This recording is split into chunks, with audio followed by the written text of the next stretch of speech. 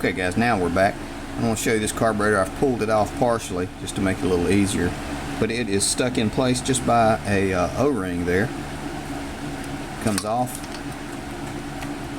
and now the carburetor is off. All it is hanging by the linkage. So you see it all has that one loop everything connects into, so that's good to note.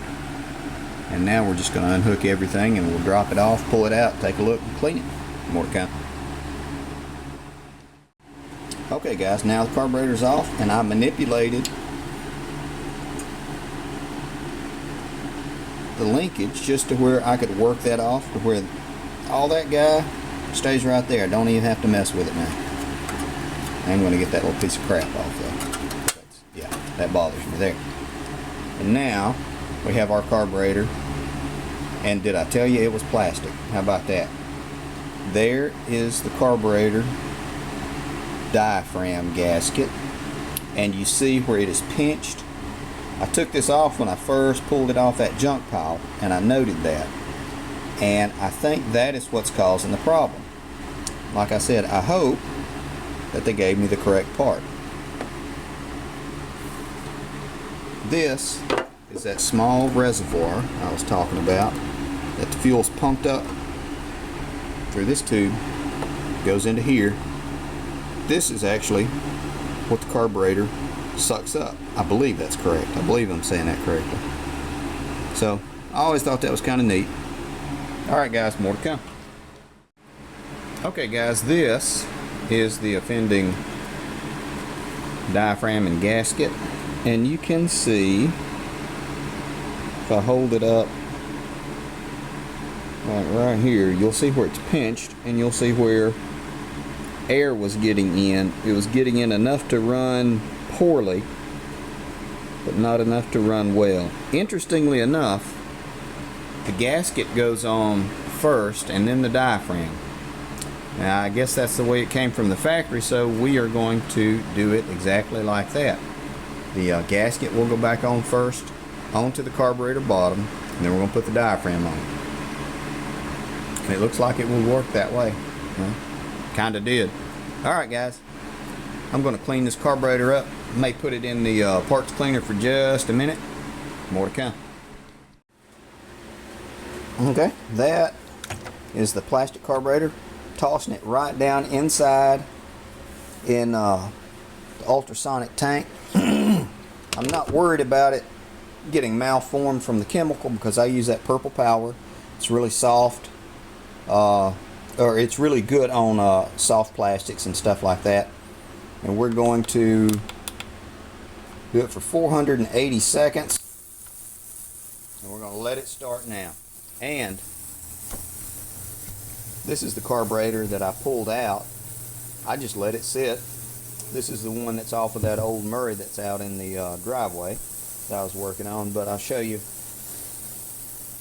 That is how well the purple power does. It cleans that just amazingly well, and I might actually be able to either use this carburetor or scavenge some parts off of it. So that carburetor's cooking.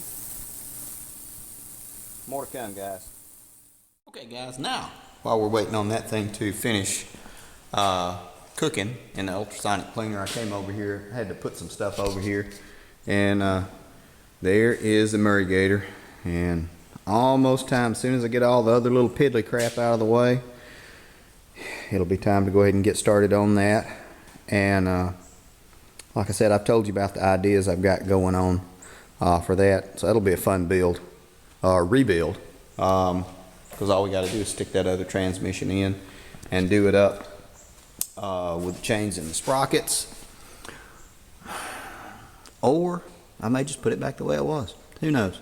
Because the problem I'm having is with these oversized tires, that's getting in the way of the chain and the sprocket, and I didn't think about that. So I could do it with narrower tires, but I'm not buying any. So we shall see what we shall see. And oh, there's everybody's favorite kudzu. Don't worry, y'all see kudzu again, I'm sure. Sand rat, And the go-kart I still haven't gotten to start working on yet. As well as the mulcher chipper shredder, 8.5 horsepower Briggs engine on it, side shaft, good motor. All right guys, now let's head back over to the house side. Okay guys, now we're back. Carburetor's all clean.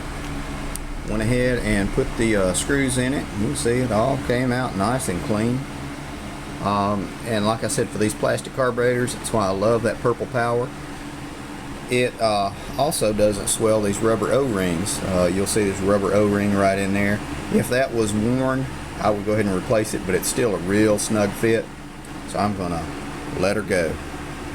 Alright, now I'm gonna get the gasket and the diaphragm on. More to come. Okay guys, got the carburetor set in place. Before I set it in place, I put that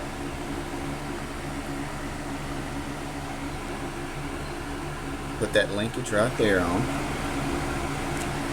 and the gaskets I have pushed under there, and they're just kind of sitting, hanging out. They're kind of stuck on the threads.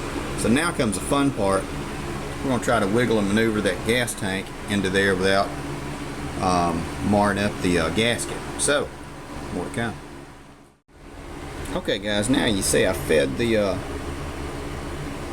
tube into the fuel tank. Let me back you out a little bit so you can get some perspective there.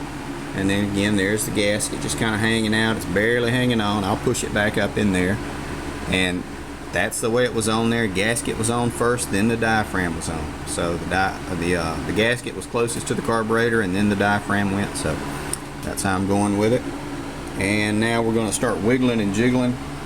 Put it on there and try to get a couple of threads on these screws. More to come. Okay guys, got those 5 Phillips heads put on there loosely, and I'm checking to make sure that the gasket and the diaphragm are indeed in place, and it appears so. You can see how you can pinch from the back, but now we'll go ahead and put on the rubber boot here, and then we'll screw these things down, and I guess we're going to crank it up. More to come. And before I forget, I've got those screws tightened up. Go ahead and tighten up the gas tank. Remember, that's a 1/2 inch or a 13 millimeter. I'm going to snug that guy up. Then we'll be able to crank it. More to come, guys.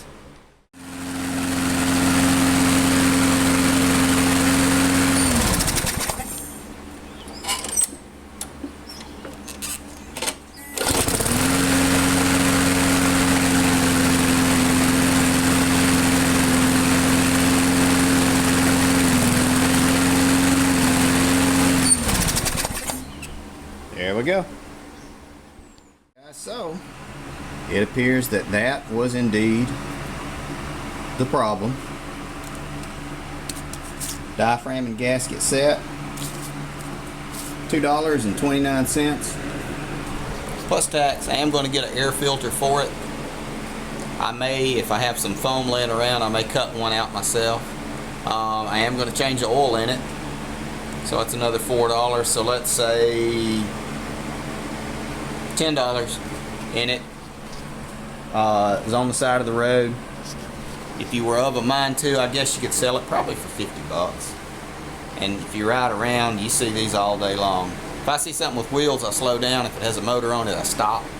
And my wife's really good about letting me do it too. So that's pretty good. Thanks, wife. That's it for now, guys. Going in the house, I think we're having nachos for dinner. Good stuff, homemade too. Thanks for watching, guys. Thanks for subscribing. Thanks for sharing the videos. I appreciate that as well. We're going to flip back over.